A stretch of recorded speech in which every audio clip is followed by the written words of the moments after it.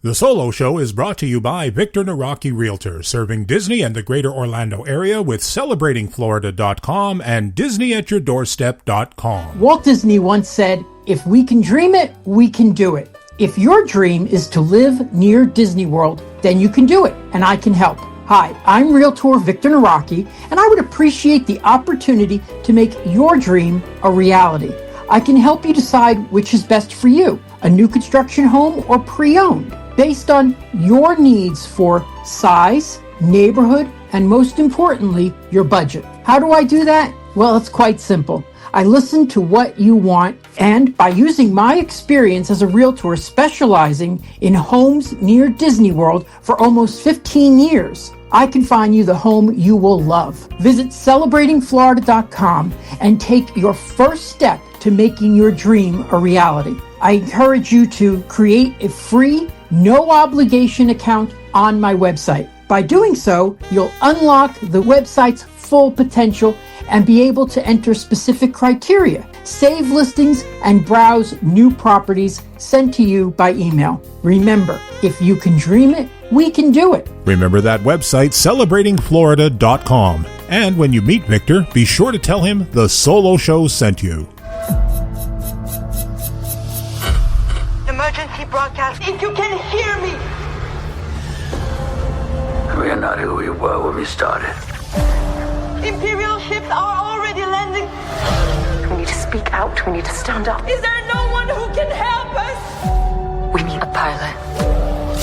A soldier. Everything I did for the rebellion. Revolutionary movements are spontaneously happening all over the galaxy. How those come together is the stuff of our story.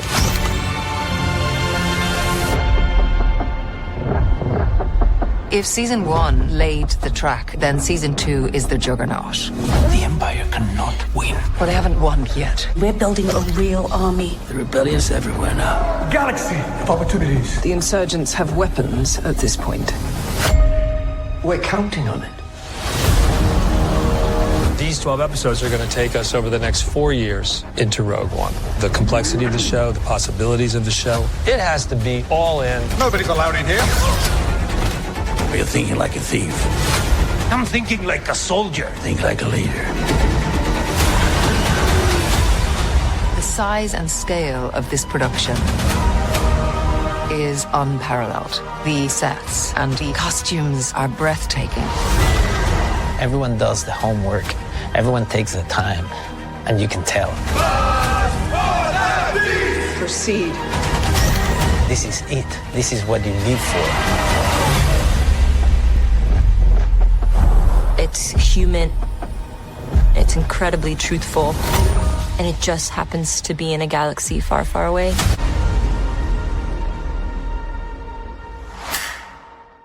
Hello and welcome to another edition of the Solo Show. I am Stan Solo as always, and today we're talking Andor Season 2, Episodes 10, 11, and 12. Make It Stop, Who Else Knows, and Jedha Kyber Urso. Remember that. Repeat it after me. Jedha Kyber Urso. Scott, repeat it after me. Jedha Kyber Urso. There we go. Patrick, repeat it. Repeat. You have to remember this. Jedha Kyber Urso. Jedha Kyber Urso. Super weapon. It's important. You have to pass this on. All righty. We're 1 year BBY, 1 year before the Battle of Yavin. I think we'll go episode by episode this week. So episode 10 is kind of Luthen's episode. I mean, we only get like 3 of the main characters only in episode 10. Unless you want to count Lonnie as a main. Lonnie's not a main character. Kayla is. Kaylee's the main character now. Kaylee went a long way in this series because remember we used to call her Luthen's assistant. We didn't even call her by name. Clea? Yeah, Clea. Yeah. Yeah, this episode was all Clea. It was, well, I mean, she played a big part in these 3 episodes, man. I thought.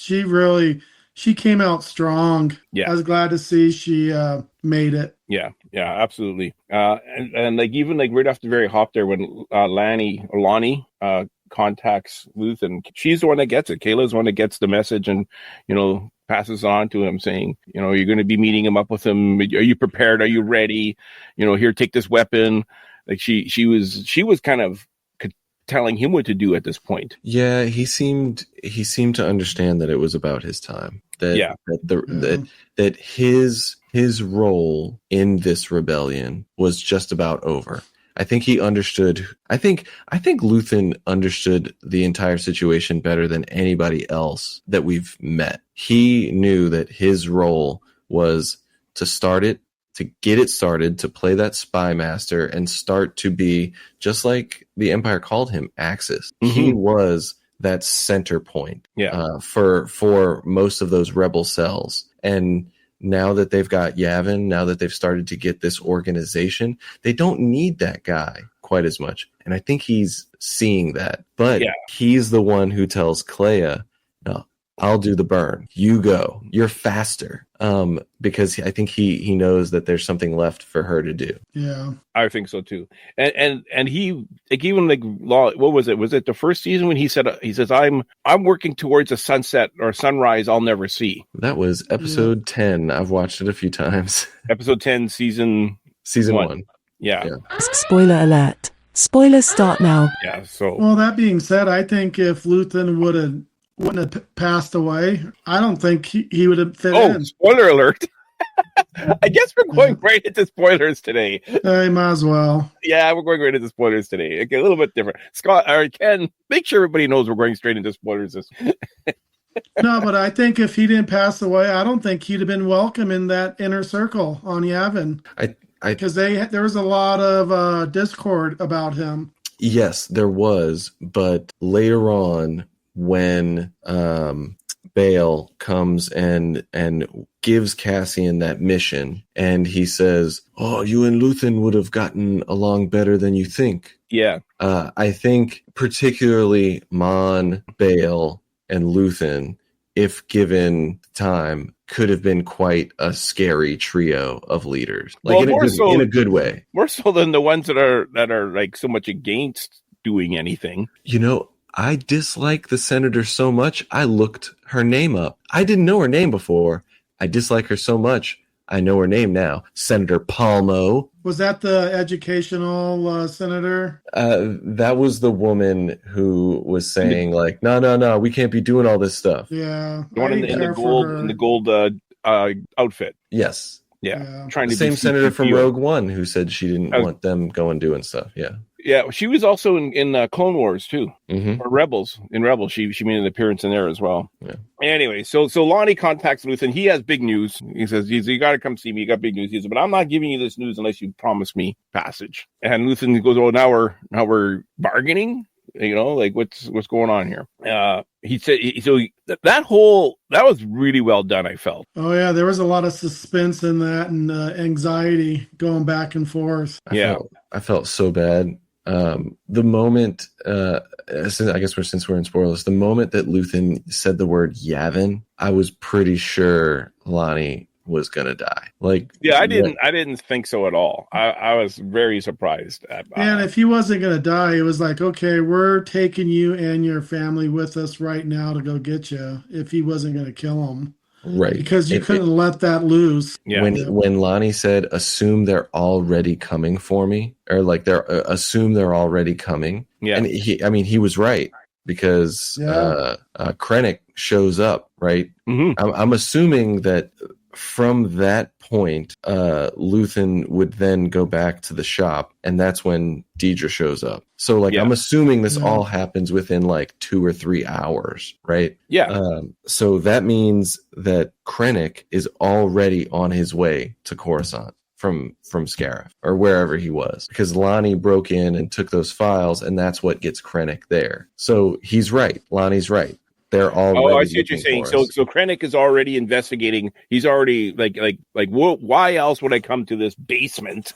Exactly. Yeah, he's already on his way to find out what the heck's going on. Exactly. And so we're kind of jumping ahead a little bit, but to get to the point that Lonnie is correct, they are already on their way. Yeah, all the wheels are in motion already. Stuff's about ready to hit the fan really quick. So why did Luthen kill Lonnie? Did he think he might be a double agent, or was he thinking to himself, I don't know if I'm going to get off this planet alive. Never mind bringing 3 more people with me, Lonnie, his wife, and his daughter. Is that what his thought process was?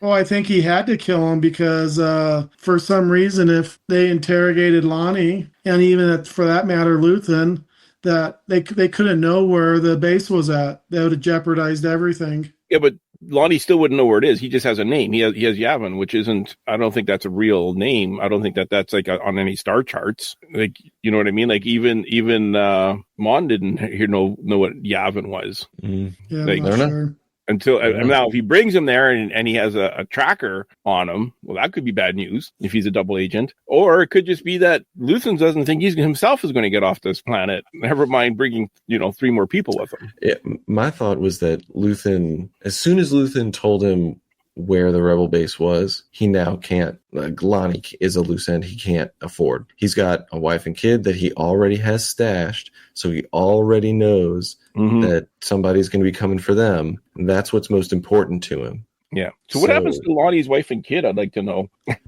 Is the Empire going to make an example of them? Okay, in my head, the sunny rosy answer is that because the loose end was tied off and nobody knows how long or what, they can pawn it all off on Deidre, and Lonnie just looks like the scapegoat. Yeah. Yeah. And so they would not go after her. At least that's what I'm hoping. I mean, poor wife and daughter. Anyways, he says that the Emperor's energy program is a lie. They're actually building a super weapon. He kills Lonnie, leaves him. We discussed all that. Luthen returns to the shop to melt the comms before going to Yavin. He was almost there. He just had to, finish melting the comm. Maybe he poured it faster. He poured it pretty slow, destroying that radio. The doorbell rings, and we talked about this last week a little bit. I just want to rewind the clip of what we talked about last week, because I said, what's going to happen now? And you two were pretty much bang on the nose. In particular, Scott was. So here's a little clip from last week. Does Deidre survive? Does Luthen survive? Does Princess Leia become the senator of Alderaan? I guess those are the 3 big questions. So I think Luthen kind of has to not survive, unfortunately. KTSO rips him apart. No, I think Deidre gets him. You think Deidre gets Luthen? Yeah. That would be interesting. Because she's been, that was her big thing, trying to find access. And now that she already fulfilled the Gorman thing, I think she's going to focus more on him now. Okay. Alrighty. Let's wrap this up. There you go, Scott. Deidre's going to go after Luthen. You were 100% correct. Yeah, that was her main goal from the get-go. But after everything that happened on Gorman and all that, you think maybe she would kind of she had bigger fish to fry at this point. But yeah, she still didn't want to give up access. She still wanted to be the one to reel him in. But we'll learn that she went after him alone. Yeah, right? Without any permission. And no other help, downfall. No backup. Yep. And that's the Empire. And that is the Empire's downfall in all cases. Their arrogance, their desire for power, their search for power. They'll cut everybody else out just if it gets them a little bit more. Yeah, but she had a team with her. Like she got together. She has subordinates. Yeah. That little cat and mouse game that happened in the antique shop, I loved every second of that. My heart was pounding. Yeah, I was on the edge of my seat. And I love it when she says, "Is everything in here authentic?" And he goes, "There's 2 things of Providence that are questionable." I'm thinking, yeah, you and her. Yep. Exactly. Exactly. Yeah. So he shows her a knife. Was it a Neutorian Nautilin leader? Yeah, 600 years old. And he says, "I don't know if this is real or not." And I like how he hands her a knife. It's just like, don't hand her a knife. What's wrong with you? But he takes it back pretty quick. He takes it back. He makes sure he gets it back. And then he says some things are on assignment, and she goes, "Oh, I got something to show you." She didn't take very good care of that Imperial Starpath unit. It seemed like it was in better shape when she got it, wasn't it? I'm thinking maybe it got damaged in the battle when they were on Ferric somehow. That's what I think, looked too. Like it was pretty banged up and looks like it got a blaster bolt. Yeah. I don't like the last time I remember seeing it was still pretty minty. Yeah, it was. Was it in that barn or that warehouse? Yeah, with all the chains falling and everything, and they confiscate it because they leave it behind and they confiscate it, and they had it at their meeting with that looked like Epcot, like the spaceship Earth with the walls. yeah, it was still in good shape then. But anyway, I wish I could have watched an hour of them playing back and forth, talking about, these little innuendos underneath each other. Yep. So she pulls this thing out, and he knows the jig is up at this point. He knows why she's there. Yeah. Everyone knows why she's there. Yeah, he drops the act and essentially says, "You're too late. Yeah. You want to stop this? You're too late." Yeah. And then Stan, I think you're about to get to it, and then he commits seppuku. The cuckoo? Seppuku. Oh yes, yeah, the Japanese. Japanese ritual. Self carry. He with that same knife that he had given Dedra and then gotten back, he stabs himself in the gut and tries to kill himself. Yeah, I mean, for a bleeder, there wasn't much blood, considering. I didn't see too much blood. Yeah. So she calls in a med team, and they rescue him. A crowd starts to gather, and Kayla is in one of the members in the crowd, basically watching them take him away. And she's like, "Damn it, he's still alive!" Like, either I wish he would have got away or not survived, because now I gotta take care of this. Yeah. I like the ISB agents checking out the store, and they're finding these hidden rooms and all these blasters hidden all over the place and everything like that. We get a bunch of Easter eggs in there. So Kayla returns to the safe house, and this is where we get the first flashback of younger Luthen. And how old would she be? Like 8, 9? Looks like it. Yeah. Yeah. Amazing actress that they got, and talk about perfect casting. Like, I'm wondering if that's her sister or something, the actress's sister. I don't know. I didn't look it up or anything, but she looked like Kayla. Yeah, she did look like Kayla. She did they were great. Both of them. Yeah, I was glad that they was able to do this, had the backstory and how they met and who they were and how they started, and I just loved it. Yeah, even we found out kind of how they got into antiquing, but by finding things and selling it to raise money and whatnot. All that. I like how she's a better at negotiating than he is, and the woman goes, "Is this your daughter?" And he goes, "Yeah." Then afterwards she asks, "So am I your daughter now?" And his response is, "Well, when it's convenient, you can be mine." And she's okay with it. Clay is okay with it. She gets it. Yeah. He teaches her about the long game. We're not just going to fight and get caught and get hung and get killed. We're going to play the long game, and we're going to really hurt the Empire. We're not going to do something stupid. We're going to do this the smart way, the right way. I don't think she realized it was going to be 30 years or however long it was that they were going after doing this. But it was worth it. Yeah. So Kayla goes to get Luthen from this heavily guarded hospital. And there's a bunch of stormtroopers celebrating Casual Day. How come none of them had helmets on? So I think they're ISB. And I think that's some one little wrinkle that they're saying is that the ISB troopers, they don't wear helmets. They're not stormtroopers. They're one separate. It's like military police are always wearing a slightly different uniform than the army service members. Does that make sense? Yeah. Oh, yeah. To me, it looked like stormtroopers on Casual Day. It's like, we're not wearing our helmets today. It's Casual Day. We don't have to. Hey, little detail there. The hospital that Luthen is brought to, the text, it says in Arbesh, Lena So, who was a chancellor of the Galactic Republic in the High Republic books. Yeah, I saw that somewhere on some YouTube channel or something like that. I thought that was kind of cool. I liked how she grabs E.T.'s grandmother in a wheelchair to get up as high as she can on the floors. I saw that she was along for the ride. Yeah. Say much. I saw that Star Wars official social media posted about it, saying that it's the same species as the elderly people from that beach vacation planet that Cassian gets arrested at. Oh, Miami Planet. 1. Yeah. Okay. To me, it looked like E.T. And she's also Canadian, too, because she goes, a lot. Every time she's a Canadian ET. So she's able to get up to the 17th floor. She walks up to the 19th floor, kind of casually killing a couple of these military police ISB troopers along the way. It's like she's playing a video game almost, the way she's just shooting these guys. Yeah. So before she gets there, let's talk about that second flashback when they're on Naboo, and it is confirmed they went there. It was Naboo. Yeah. Yeah. So the first actual attack that Luthen and Clea perpetrate is on Naboo, and there's these military, looks like convoy on a bridge, and Clea is ready to just like do it. And they're having some argument, and he's trying to teach her a lesson about, again, the long game. You don't just like do this stuff, like that's how you get caught. So she's like, yo, you think I won't? So he puts the detonator out in front of her, and at the last second he kind of takes it and says, no, don't, you're not ready for this, you're still a kid, right?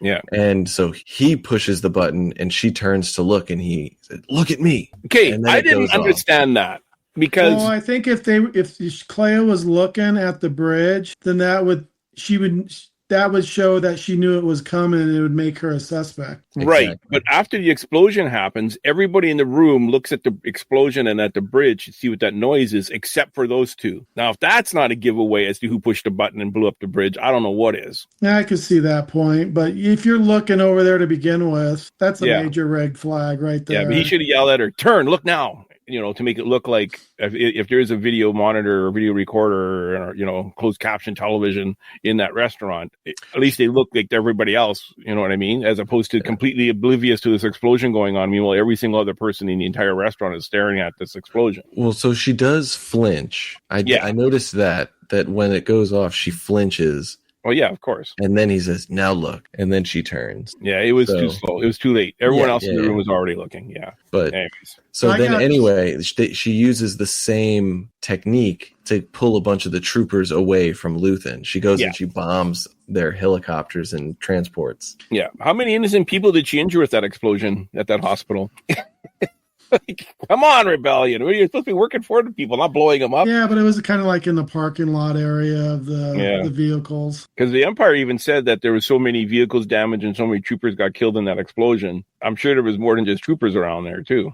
Unless it was an ISB building that she blew up. I think that's kind of the terrifying thing about Coruscant is that it's built so high. It's like city everywhere. And so if something busts up here on one of the higher levels, it just falls. Yeah, that's what I mean. Like your debris flying everywhere. Yeah. Anyways, she makes it to Luthen's room, and she does what she has to do, pretty much. His death scene I thought was pretty beautiful. What did you guys think? Like the fade to black. It was gorgeous. Yeah, I agree. Oh yeah. Him taking his last breath, and Clea showed remorse having to do it, but it was the right thing to do. Yeah, unfortunately. Yeah, he knew way too much information, and they would have got it from him. Oh yeah, And after that episode, before watching episode 11, I went back and watched that speech that we had mentioned about. I fight for a sunrise that I'll never see. That whole speech, and it's like that plus the death scene. Oh man, it's beautiful poetry. This is a fantastic show. Like, it's beautiful. Yeah. We're gonna stop for a little break here between 10 and 11. We've got a new sponsor. Oddly enough, it's what we're talking about. Let's listen to this. Join the Empire. Join today and become a hero of the Galactic Empire. Adventure. New experiences as you interact with alien cultures. Travel. See all the worlds on the outer and inner rims. I love visiting Alderaan. Good thing we took pictures. Romance. Their experiences with the person of your dreams. I thought I was done after meeting you and just being in your presence. I realized that life was worth living. I realized that if nothing else, there was justice and beauty in the galaxy. Defend the galaxy from the insurgency. Protect the precepts of truth and safety.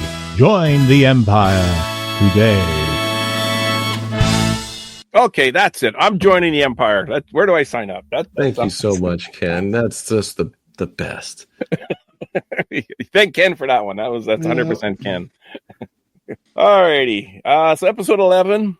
The ISB is conducting an investigation as to what happened as far as Lonnie dying and Luthen dying, the explosion at the hospital, and all fingers point at Dedra. Yep. She gets arrested. Mm-hmm. And she gets a visit, in quotation marks, by Krennic. Oh, man, this scene got my heart pounding, too. We later, we've now I've read on social media that finger on top of her head was improvised, that wasn't necessarily scripted. Right. It was so creepy. Well, in the close-up of her eyes when he did that, she was like shocked, literally. Yeah. Which I don't think she knew it was coming. I think that he did that and she wasn't expecting that. Like, he was behind her making his speech, and all of a sudden he popped her on top of the head, and she just kind of, what the heck's going on here? Yeah. Well, and hopefully everybody has watched it by the time that we've gotten this far into spoilers. but he says, I went back and listened to it again. He says, what the supervisor, whatever Lonnie's last name is, supervisor is dead. That's all I know. You think that brought me down to this basement?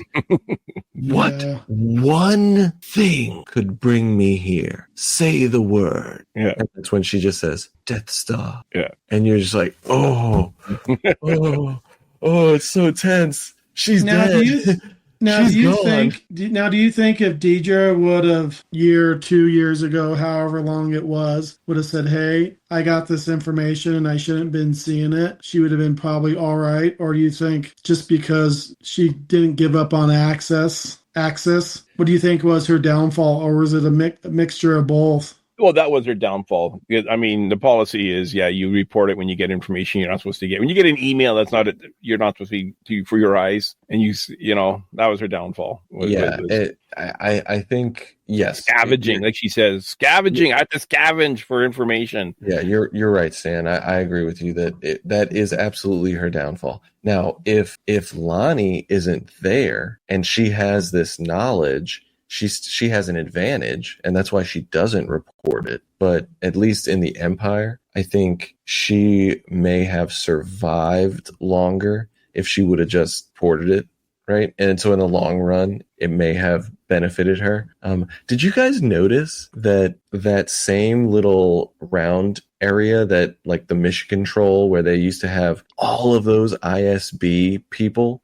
There's like 5 of them now. Did you guys notice that? They just cleaned house? Yeah, every time you mess up, they get rid of you. They kill you. And they don't bother replacing you. Zero tolerance for failure. Yeah. You may think that that's good, that it's the cream rising to the crop, or a cream rising to the top. But really, they're just getting rid of everyone that could be of use to them. I think you're damned if you do, damned if you don't. Oh, do I want to be a stormtrooper, or do I want to move up in the ranks and be an officer or an ISB? Look at the officers with Darth Vader. They mess up with him, they're force choked and they're gone. Yeah. So pretty much the same things happening with the ISB agents. Oh, I meant to ask you guys. Did you guys watch Rogue One right after watching these 3? Yep. Yeah, I watched 20 minutes of it right after episode 12, then I rewatched it again today. Yeah, I kind of did the same. I watched like 20 minutes of it, and then I had to go to bed already. It was already, so I did go back and watch all of Rogue One. I forgot about the worst quote in the history of Star Wars, when Vader says, I hope you don't choke on your ambitions, as he's choking. Oh, I like that. I like that scene. I can't stand that line. That's like the Vader. You don't be doing that. Well, that's what Krennic was. Krennic wanted all the accolades and the pats on the back, and Darth Vader was just tired of hearing it. Yeah, and that's why he said that. I kind of like it, because that's a little bit of Anakin coming through Darth Vader in his like sarcastic. Okay. Because I mean, he called Ahsoka Snips. He was like, "Don't be snippy with me." And then he just called her Snips forever. Yeah. And so he was that guy to come up with the bad puns. And so in this case, it's like, haha, this is a bad pun, but you can't tell me anything. Don't choke on your ambitions as I'm choking you. Anyways, the other thing too I was wondering was, how long did Dedra know about the Death Star? Was Cyril still alive? Was she with Cyril and did she tell him if she did? No, she didn't tell Cyril. No way. Yeah. No, I think she kept this all to herself. She was pro Empire all the way. I think so too.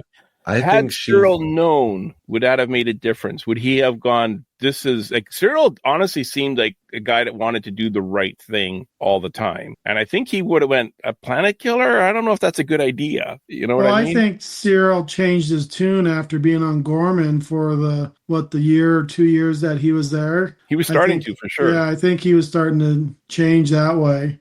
Yeah, maybe towards the end, I think if he would have known that they were building the Death Star, that could have been a big deal then. Yeah. I mean, that could have been a different way to write it. I was thinking that Cyril is ends up becoming the hero of the rebellion by going, hey, you know what, you guys, they're building this planet killer, and they don't believe him because he's an ISB agent. But anyway, Krennic knows that Lonnie spent 3 hours logged into Deidre's account and spoke to Luthen. So yeah, they have her down dead to rights. Okay. Yeah. Yeah, well, basically, the way that Krennic says it, he says, how long did he have your login? And she goes, wait, what? Yeah. I didn't know he did. Yeah, if he had it, he stole it. Yeah. So they don't know how long he was in there, but I think Lonnie told Luthen that he had it for like 2 years or something. Well, Krennic said that he was in there's probably video evidence of him being logged into her account for 3 hours, going through her stuff. And that's how he found out about the Death Star. So Krennic knew it was 3 hours, that he was, that day he was doing it. Kayla's back at the safe house, and she's hammering out at a cement wall to get these 2 old transmission pieces that then fit together to make a radio. I don't know why these radio parts are so well hidden into a cement wall like that. Like, it took her like 3 hours or whatever to bust them out. Seems, a lot of people have antique radios in their houses. What? Put it behind a vent cover or something, not something you have to chip away. Yeah, that would have been too obvious, though. They, if that house, they realized that was a safe house, that just jeopardizes. I mean, I have a bunch of old radios floating around my house, too. Doesn't mean I'm a rebel spy. You know what I mean? Anyways, she transmits a message to Woolman, and she uses it. I like that she used that data pad as part of her transmission thing that she was doing, and it was the same type of graphics that you get when you go to Galaxy's Edge and you play those games on your phone. Mm-hmm. Yeah, it's those circles, and you kind of have to line up the circles to get the transmission through. I thought that was a cool little thing. It reminded me so much of Galaxy's Edge and playing the games. Willman takes the message to Cassian. He's playing. What game are they playing? That is a new game. I don't remember the name of it specifically. Originally, I think it was supposed to be Sabacc, but they came up with something. They used something different. It is an in-world game that already exists. I just don't remember the name of it. Well, I think the point, or the reason that they changed it from Sabacc to this game is that this is about bidding and guessing and like probability, as opposed to like Sabacc, which a lot of it is about bluffing and chance too. With Sabacc. Right. Yeah, and they wanted to have. Well, plus now they have another game they can sell at Galaxy's Edge because they got these little tiles that they can sell, as opposed to just the Sabacc cards. Yeah, it's almost like dominoes. Merchandising. Yeah, what's that, Scott? It's almost like dominoes, like they were playing. Yeah. Yes, very much so. Yeah. Everybody's calling it space dominoes and everything that I've heard. I thought it would have been cool if K2 had a cigar in his mouth when they were playing. Like, that's everything missing was a cigar. One of the guys, K2S, or if he had one of those poker hats on. Yeah, exactly. I don't think these guys have been on a mission in the past year. I think they've been just hanging out at Yavin, because I don't think K2SO has been on a mission, because later on he says, do you trust me now? Or something like that he mentions. Yeah, maybe they've just been training. Yeah, and then he even says, like, K2SO says, well, who are we hiding from? And Cassian goes, well, everybody. K2SO doesn't know this stuff. It's kind of what I got the impression of. Yeah, but anyway, I don't know. And plus, they played this game over 800 times in the past year, because it's been a year since K2SO was brought on board, and it's been over 800 times, because he says, we played this game 862 times. He says, I know your probabilities. That's a pretty good sample size or something. Yeah. So that's more than 4 or 5 times a day. They've been in 365 days. They haven't been doing anything but playing this game all day. Maybe. He lost Bix, but he got this droid that plays dominoes now. That's a good detail there, Stan. I didn't think about that one. So another message comes across this Morse code thing that Wilmot has. And Cass says, we have to go. We have to go get Luthen. He's in trouble. We have to pick him up. I have this code memorized. Even K2SO goes, well, you got this memorized, don't you? Because it was too quick or too short to be traced or anything. So they take the U-Wing. I don't remember too often in Star Wars when they go into hyperspace and they kind of have to hang on and they actually went back in their seats. Did you catch that? Yeah, because Cassian actually said that. Yeah. So, hold on and he hangs on, and when they take off, he actually got kind of pushed back a bit. Melchi. Yeah. Well, he was actually sitting on a bench and not like a seat. So with the Millennium Falcon, those guys are sitting on seats. And... Kenobi was standing when they go into hyperspace. True. Yeah, maybe the Falcon is better. I don't know. When they get to Coruscant, I liked how Melchi has never been there before, and he's kind of looking like he's impressed. The same way Anakin was in Episode 1 when they got to Coruscant for the first time. He's like, the entire planet's made of a city, and he was like, wow, this is impressive. I don't know why they didn't land closer to the end. I guess, he knew where he parked a ways away. I guess that's in case they're... Well, it almost seemed like he parked across the street because they walked across the bridge. Yeah. I don't know. I guess he could have parked on one of maybe one of those parking garages on the sides of the building or on the top or something. Yeah. Like how the hospital had theirs. I mean, I guess it makes sense because you don't know if they're being, if it's a fake message or not, or they're walking into a trap. Yeah. Or whatnot. Well, and K2 was able to see from the cockpit of the U-Wing where the ISB strike team ends up landing. So I think that they just parked in the parking garage for that apartment complex, which happens to be across that little walkway. Yeah. Yeah. They get outside the safe house, and right behind them is the Empire. They land basically, across right near them. Kate, I think last week I mentioned how this will probably have a little bit more humor in it because we have K2SO now. I don't think I was wrong. No. Every time he speaks, almost it's something kind of funny, They also gave us a taste of what we could have had with K2 horror episode. Did you hear that rumor that at some point in development, when this show was still supposed to be 5 seasons, not 2, that they were gonna build or make a K2 unit horror episode, essentially? Think like a zombie or what? Dracula? Just the brutality of the just imagine units. 4 or 5 Scott, exactly. Imagine 4 or 5 of those things coming after you. They're nonstop, and all you're going to see is the white eyes in the dark. I don't know about you, but that was pretty terrifying. That ISB supervisor, whatever his name is, he was already dead. And he just had using him as a meat shield. He was using him as a meat shield. Yeah. Yeah. Oh yeah, yeah. Well, even the one that was in the cockpit of that shuttle, he put a nail through his head and into the console of the cockpit. Yeah. Well, he threw that other ISB agent off the bridge. That was. Wait a second. Are you with us? Yeah. No. No. Whack. I cleared the path. Yes. So Kayla tells Cassian and Melchi all about Galen Esso and the Death Star. You have to remember this. And he's like, "Well, you come with us. Well, you tell them." And I don't know. I guess I don't quite understand her and Luthen's. Did Luthen not have any plans at all to go to Yavin? Because it sounded like that's where they were headed, and now she doesn't want to go there. Yeah, I didn't understand that either. I thought that was the main reason why she sent the code, is to get picked up and be rescued. But in all reality, it was just to give Cassian the information and her to stay. But even then, she has to know her days would be numbered there, especially walking around the hospital with cameras and stuff like that. They know who she is. And I thought that was the plan was. I thought that's what they were going to do in episode 10 was he was going to pour that acid on the thing and they were going to get together and go to Yavin. And now all of a sudden she doesn't want to go to Yavin. Maybe, I mean, this is just speculation, but my best guess is that she thinks that the only way that she could survive there is if she has Luthen with her to more or less shield her. All of this anger and wrath from those other senators will go towards Luthen, not towards her. And without that, they'll see that, she's a spy master. she's someone that is just as ruthless as Luthen. Sort of. That's my guess. It didn't make sense to me. But anyways, so meanwhile, the troopers I like what you have to say, Patrick, on that. I think that's pretty accurate. I think she knows it's a game with some of those senators over there, and I don't think she wants to have to reconvince everybody.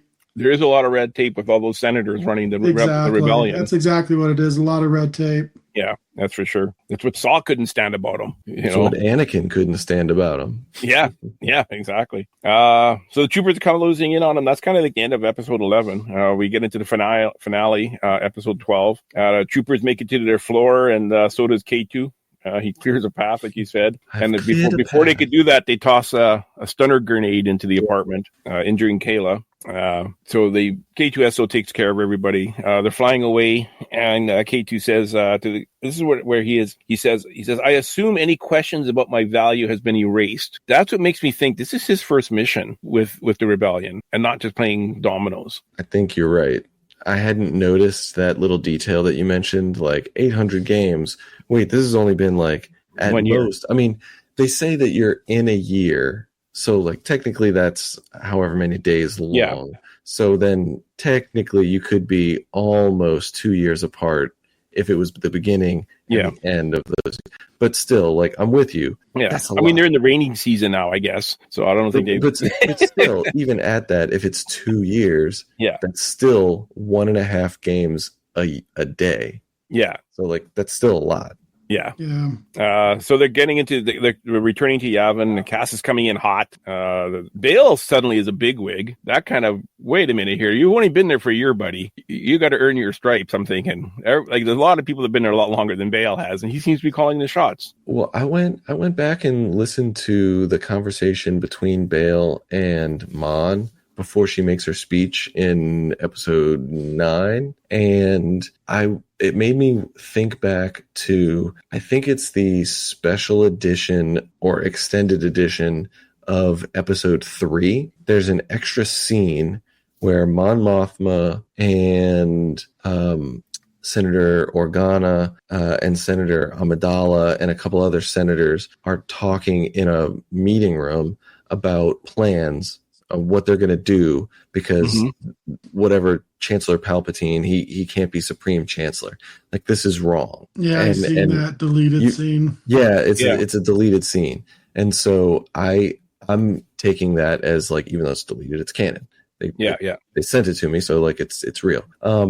So I think that from the beginning there has been a plan. Once we have a base, you're going to go, and then I'm going to go, and then this person's going to go. And so I think it's been planned that way. And he's been a leader from the beginning. He was in that first meeting. Yeah. Well, he was also there when Anakin was, or when Luke and Leia were born. He was there when Yoda got he's always played a major role in it. You know what, the last time I went back and watched The Phantom Menace, do you remember the other top candidates for Chancellor besides Palpatine? Jar Jar. No. Well, no. One of them was Bail Organa from Alderaan. Oh, yes, that's right. You're right. And one of them, I can't remember the other guy. Yeah. Other senator. Yeah. But one of them is Bail Organa. Could you have imagined if Bail Organa would have turned into senator there instead of Palpatine? Like, what? Oh, man, what a different world. Like, yeah. Let's zip through this here because I got a bunch of questions at the end. Cassian says he has news. He tells the rebels about the Death Star. They don't believe him. Cassian and Willman mentioned that none of this would have been there without Luthen. What are they referring to? I didn't quite understand. What did Luthen do to build Yavin? Well, I think he funded it when they stole all that money. Yeah, from the heist. All that Imperial credits. Yeah. That's what I was kind of thinking too. But was there anything else? Like I think he was the glue that got it together. He was, agreed. I think he was a little bit, like we kind of talked about, he was a linchpin. There's a reason that the ISB called him Axis, because everything seemed to revolve around him. Yeah. I mean, like, nobody there likes him or respects him, or a lot of them don't even know him. But all of them did pause and stop talking when they were reminded that they wouldn't be anywhere without Luthen. Good point. So then Mon wants Val to talk to Cassian, and she goes, "You want me to spy on him?" She goes, "Well, no, I want him to tell you what he told us, and I want to hear what you think." So she goes, and they have some nog, and, and she walks in and goes, "Oh yeah, Mon wants me to ask you about this." Yeah. She's not. But I like how they toast everyone except for Brasso. Poor Brasso. I thought about that too. I think it's because Vel didn't know Brasso. Okay, I think if Val did know Brasso, it'd only been in passing. I don't think Val ever worked she definitely with knew him. Cinta, and she knew everyone else. And she was on Gorman, helping the Gorman front at a certain point, right? Yeah. So all of these, anyway. Yeah, and she was on Ferric. Yeah, she was on Ferrix to get Cassian, and probably didn't think twice about Brasco. Yeah. Kayla decides to leave the medical center for some reason. I didn't quite understand that. Do they not have... Oh, the other thing too, Wilmon's limp. Do they not have Bacta tanks on Yavin? It's been over a year and he's still limping around from Gorman. Do you notice that that's also the same sort of limp that Saw has, though? Okay. Yeah, but Saw also has robotic legs. I think it was because he has of that. droid legs. I think it's the Rhydonium eating him from the inside out. Okay. The same way that Luthen ends up losing his leg, and it's this cyborg walking around. Yeah, it's funny how Saw has like a droid leg, and that's like the least interesting thing about him. Well, it used to not be. We used to think that mask was like oxygen, and now we know that it's like. I think it was the rhodium. He's huffing paint fumes. Yeah. Gosh.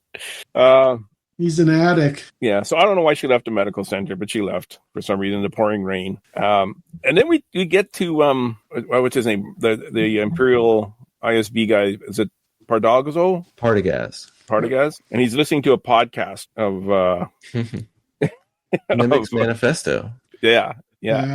So I'm kind of glad they brought that in, but where did that recording come from? Even like they don't know where it came from. I think it's like spreading like wildfire. Everybody's hearing it. Between that and Mon's speech, I think everybody's hearing it. Whoever gets it, and they're broadcasting it. Did he ever record that though? Because it's his voice doing the podcast. Yeah, he recorded it for Cassian to go listen, or they gave it was just a book. I thought he talked into it. I thought so too. Okay. I remember there being a lot of voiceover in season 1 because there was a recording of it. Yeah. Okay.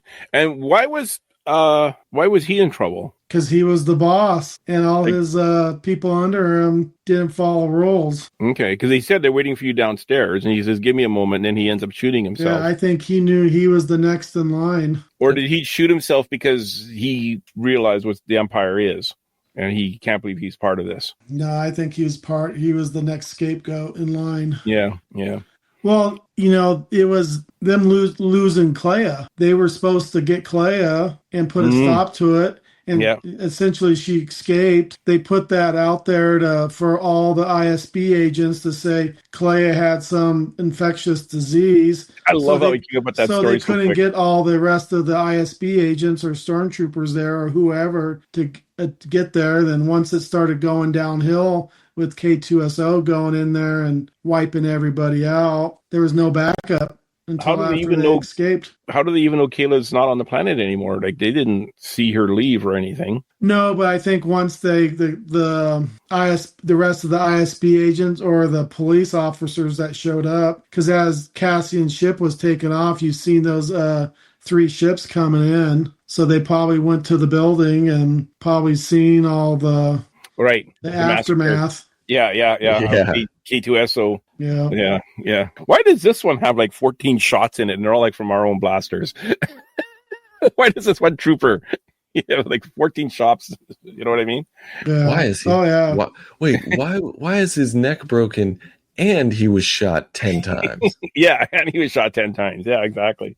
Anyway, so Val leaves Cassian's place, fights Kayla, brings her home. Gold Leader and Val go to Bail to let Cassian know that this Trevick guy only wants to talk to him, and of course, this is the guy that we see at the beginning of Rogue One, which is of course what leads right into Rogue One. And Cassian makes his walk to his ship, and we get this amazing montage as to where everybody is at this point. Melshi is training on Yavin. Mon is having calf on Yavin with Vel. Mon's husband Pern, he has a new woman. It just happens to be Dovo's wife. Yep, the gangster's wife. I want to know this story now. His daughter's mother-in-law. Yeah. So now, if they get together, does she end up becoming the mother-in-law and the stepmom? Yep, that's weird. Yeah. That's very weird. He's still wearing his. Before you go on, did you? I was watching some video, and they talked about how Mon's husband was his name Perrin. Perrin, where there was another way this could have went, that he knew what was going on. Yeah, apparently there was a deleted scene that was shot. Fed her story. Yeah, there was a deleted scene that I believe that they actually shot, but they ended up cutting it out, which sounded like it would be a really good scene, where he basically tells Mon that he knew all along that she's a rebel and part of the rebellion, and that she was funding money, and he just let it happen. He didn't want to, upset her. He didn't want to jeopardize it because he didn't care for the Empire that much either. Yeah, and that he did a lot of things to support her, and he actually saved her several times without her even knowing it. And it sounded like he got interrogated by the Empire constantly over it. Yeah, and he always, backed her up and made up stories and all this, which would have been great for his character, I think. And it would have been the hardship of her leaving even worse, of her leaving him behind and leaving her daughter behind for the rebellion, when really her husband did love her, where she thought she was in a loveless marriage. Yeah, it does put Mon in a different light for sure. Yeah. But it's a deleted scene that doesn't exist. So, Kayla's on Yavin, but has no idea where she is. Basically, she says, "I don't know where I am." Dedra's in an Imperial prison. She's in Narkina. Yeah. So the one way out. That's like the same place. You're right. She's building the Death Star. Is what's his name still there? Oh, I hope Kino Loy got out. I'm thinking he's still there. I hope he like had some buddies that were like, just grab onto us and we'll swim with you. Well, wouldn't it be better if he's still there and that's the next series? Dedra and him teaming up? Yeah, he's Dedra's boss. Building the Death Star 2. Yeah, he's Dedra's boss. That'd be a good series.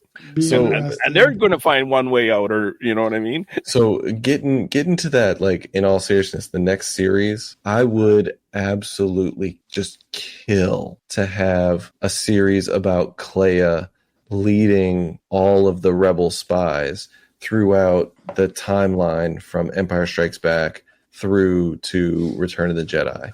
Like, we got to meet the Bothans and exactly. How cool would it be if Clea was still spy master in Return of the Jedi, and she had recruited the Bothans that happened to die to bring all that information? That would be super cool. And I want Dedra in there too. I want Dedra to now be a rebel. She escapes. That'd be cool. That'd be cool. They're partners, the two of them. Kayla and Dedra are partners now. Alrighty. The Force Healer's still in Yavin. Saw's on Jeddah. We kind of knew that. Krennic is overseeing the Death Star being built. I love the way he says, we're just days away. You're more than days away from the ribbon cutting. You don't even have the dish on yet. What are you talking about? They do test it just a few days from then, though. They test it on Jeddah just a few days from it's then. only a matter of a few days. Yeah, I guess so. My best guess is that episodes 10, 11, and 12, Rogue One, and A New Hope happen within like 2 weeks. Okay. Yeah, you're right. You're probably right. B2 Emo is on the farm where he has a new droid friend. That was cool to see that they're good. And Bix is now a single farmer mom. This I don't normally say things out loud when watching something. In this particular case, I had the house to myself. My kids were asleep. I was sitting on the floor in front of the TV in the dark, just enjoying it by myself. And as soon as Bix came on the screen, I'm not going to say the expletive, but I said, expletive you, Bix. like just out loud, just F you, Bix. Really? And it was because I was like jealous that she survived, right? Like it was not I hate you. It was I am so jealous that you got away with it. That you Well, see, okay, your reaction was different than mine then, because my reaction was when I'm watching, I go, "Oh, she met somebody else, and now she's a mom." And then I started doing the math, and I go, "No, wait a minute, that's Andor's kid." Well, that's why Bix had to leave. She knew if she would stay there, Andor would have never done nothing, or Cassian would have never done nothing. Yeah, and he's now a father. Everything that we're talking about right now, all of that flashed through my head as soon as I saw her carrying that baby, and I was ugly crying at the end of this episode, knowing that Cassian is flying off to go die, essentially, right, in just a matter of days. Bix, the last words that she says are, "Come find me," and then guess what? You also have a kid. And on a second rewatch, Vel, when she talks to Cassian, is like, I think Val knew. You should check in with her. Yeah. Like she's saying you should go check in. You might find something. Oh man. Yeah. Val knew where she was. Yeah. Yeah. He was just kind of, as long as she's safe, that's all I care about, kind of. Yeah.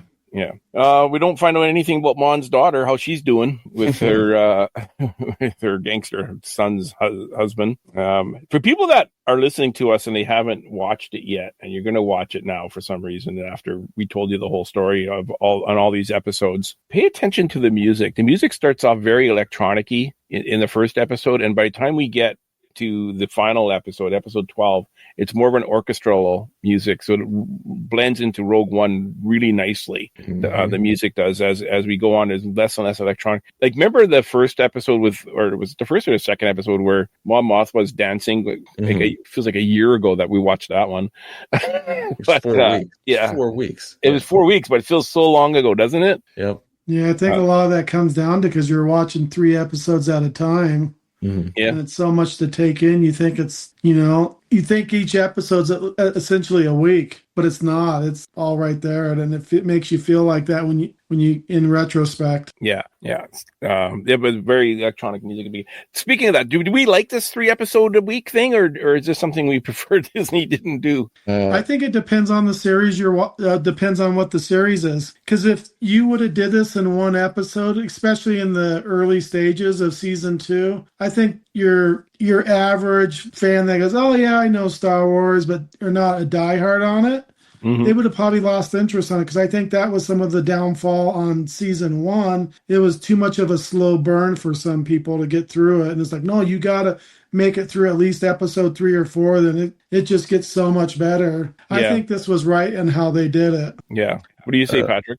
Agreed, but I do also again agree with Scott that it depends on the series. Mando is a little bit more of a adventure of the week. There is a plot that runs through every season, but it is more of an adventure of the week, so you can get away with, it thrives in just single episode bursts. Yeah. But because this was specifically written in 3 episode arcs that covered a very short amount of time when you're watching them within that year or whatever, right?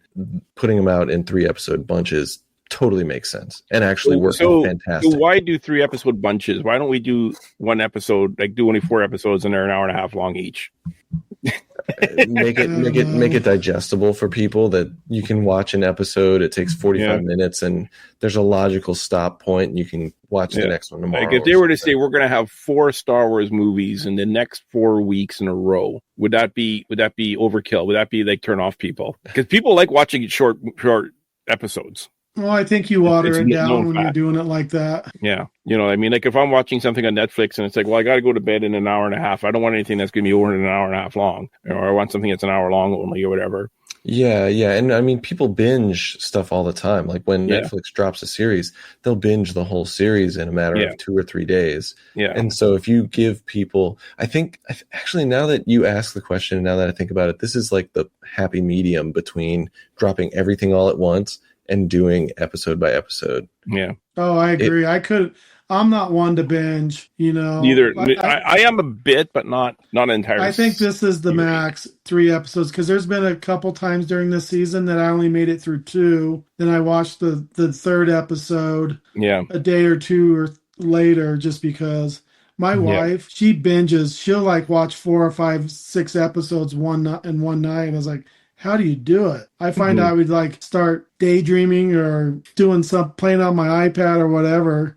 Yeah. I start losing focus. But no, I think how they did this season was perfect. Yeah.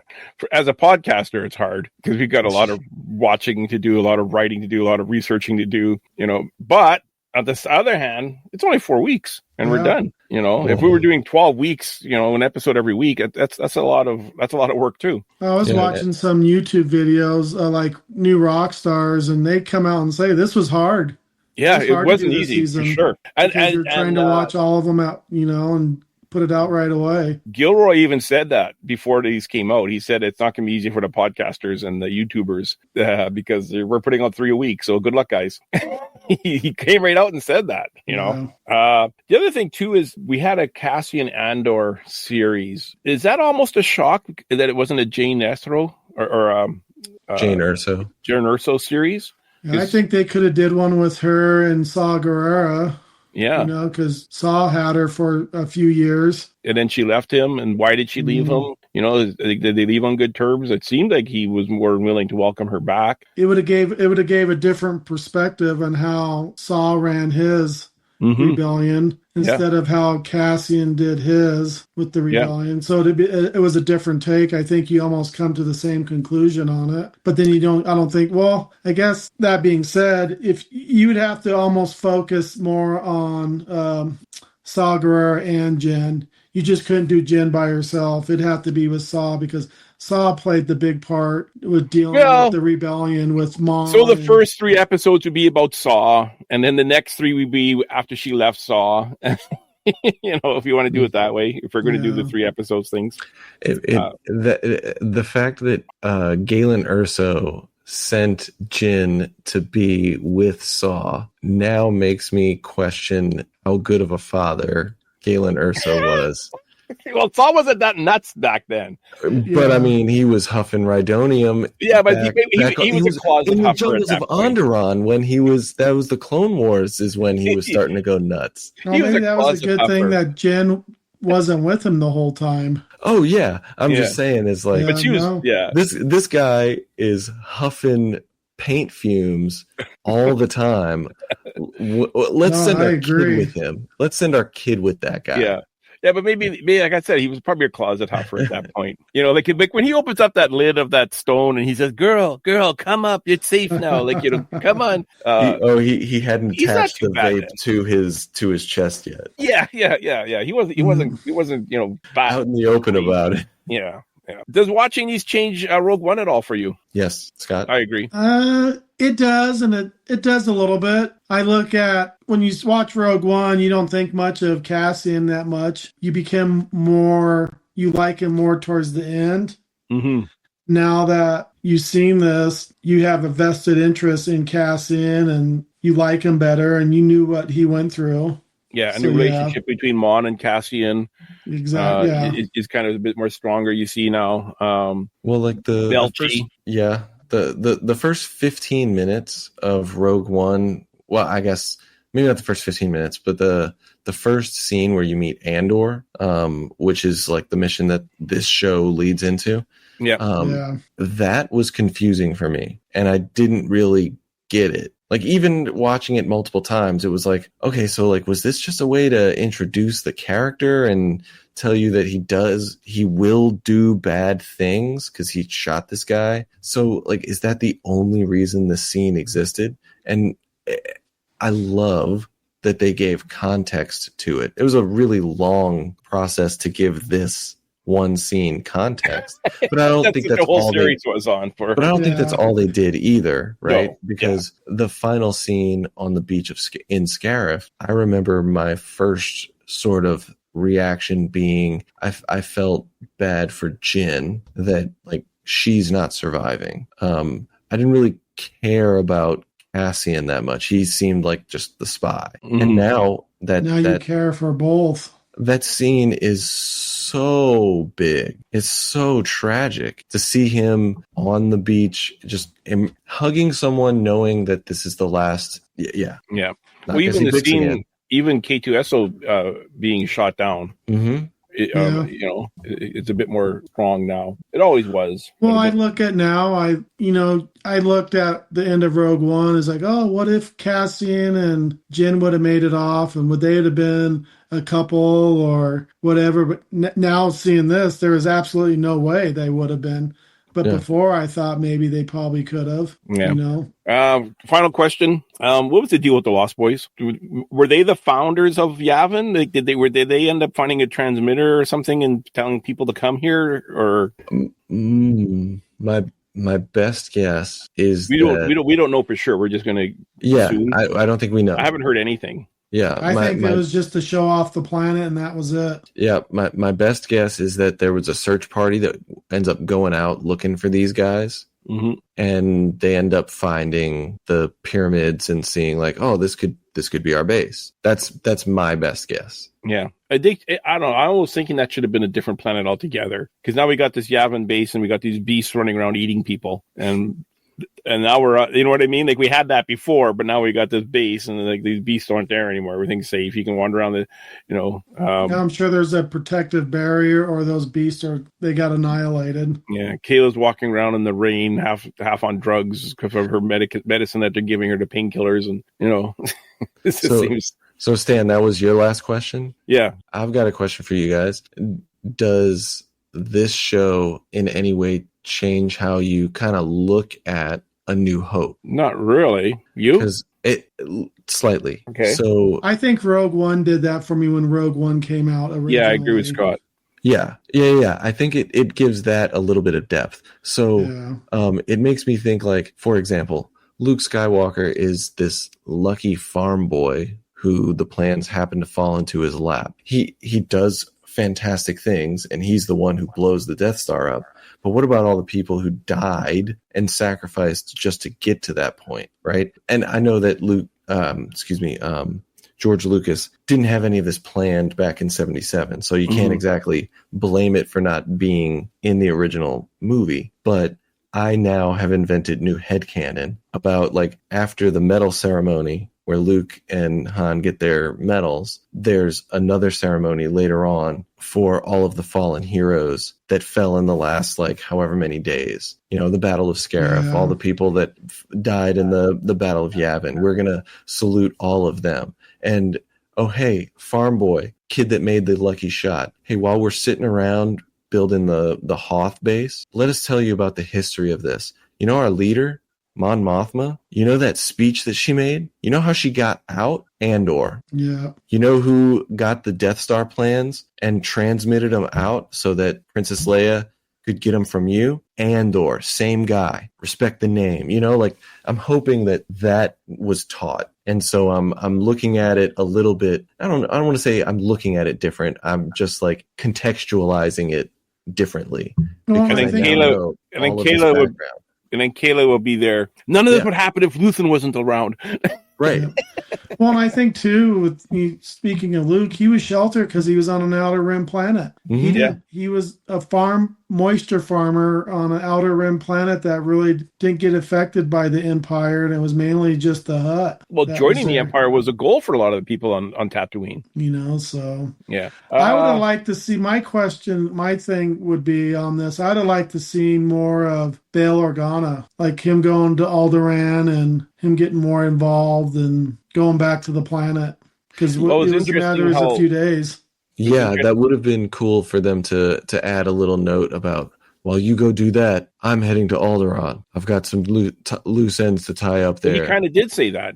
And he says, "May the Force be with you," he says. Yeah, but I would have liked to see him went to Alderaan and did his thing and got with Leia and told Leia, hey, we need you I need a special job for you to either get Obi-Wan or be on this ship. Well, doesn't he say that in Rogue One? Yeah, he was going back to... Yeah, and he says, I trust her with my life. Yeah. He says, make sure you get someone you trust. He goes, yeah, I trust her with my life.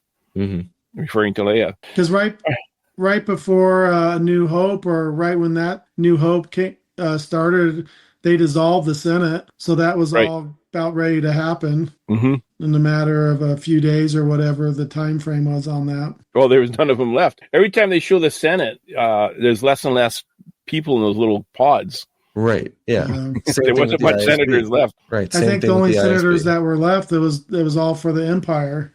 Yeah, they were all. Why would they dissolve a Senate when everyone's pro-Empire? I think it's boring answers, but it's bureaucratic like hoops that you'd have to jump through. Yeah, we don't have to deal with the red tape anymore of the Senate. We can do what we want. Like we just do it. Yeah. Yeah, we just do it. They were doing it. They wanted anyways. All righty, we're going to wrap this up. I want to thank you two. This was a lot of fun. I mean, it was 4 weeks, but it honestly, it felt like a lot longer, but in a good way.